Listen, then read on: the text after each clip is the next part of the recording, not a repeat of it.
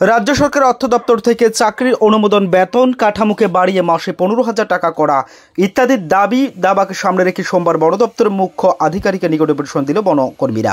তৎকালীন মুখ্যমন্ত্রী বিপ্লব কুমার দেবের দায়িত্ব থাকাকালীন সময়ে বন দপ্তরের কাজের সুবিধার জন্য প্রায় 1000 বনকর্মী নিয়োগ করা হয়েছিল। রাজ্যের বিভিন্ন জায়গাতে তারা কর্মরত রয়েছেন। প্রথম মাসে তারা 20 দিন কাজ করে 3,500 টাকা পেতেন।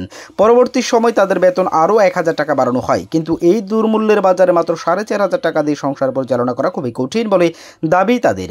এই পরিস্থিতিতে তাদের বেতন বৃদ্ধি করা, অর্থ দপ্তর থেকে তাদের চাকরি অনুমতি সহ বেশ কিছু দাবিতে তারা নিয়মিত ডেপুটেশন এবং বিক্ষোভ কর্মসূচি পালন করে আসছেন, কিন্তু তারপরেও তাদের চাকরির নিশ্চয়তা হচ্ছে না বলেই অভিযোগ। এমন পরিস্থিতিতে সোমবার রাজধানী আগরতলা গোর্খাবস্তি এলাকায় বন দপ্তরের কর্মীরা এগিয়ে বনমিত্ররা ডেপুটেশন প্রদান করেন এবং জানানো অবিলম্বে তাদের দাবিগুলো মেনে নিতে হবে। রাজ্যে জিআরবিটির গ্রুপ সি, গ্রুপ ডি পরীক্ষা নেওয়া হয়েছিল। বহু তাল বাহানার পর গ্রুপ সির ফলাফল বেরিয়েছিল। তখনও দুর্নীতির গন্ধ ছিল। আমাদের রাজ্যের ছেলেদেরকে বঞ্চিত করা হয়েছিল, তখন আমরা প্রতিবাদ জানিয়েছিলাম। আবার বহু তাল বাহানার পর গত দুদিন আগে গ্রুপ ডির পরীক্ষার ফলাফল বেরিয়েছে।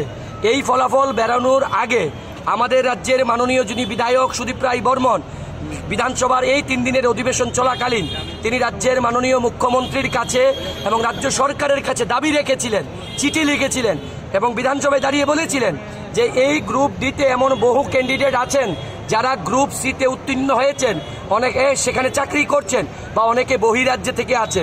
এদেরকে যাতে না দিয়ে আমাদের রাজ্যের যারা ভূমিপুত্র, আমাদের রাজ্যের যারা ছেলে, তাদেরকে যাতে দেওয়া হয়, সেখানে মেরিট লিস্টের পাশাপাশি যাতে আরেকটা ওয়েটিং লিস্ট দেওয়া হয়। কিন্তু রাজ্য সরকার সেদিন ওনার এই কথা কর্ণপাত করেনি, কারণ এই সরকার দুর্নীতিবাজ। এই সরকার রাজ্যের যুবকদের উন্নয়ন চায় না। এই সরকার পয়সার বিনিময়ে, অর্থের বিনিময়ে রাজ্যের যুবকদেরকে বঞ্চিত করছে।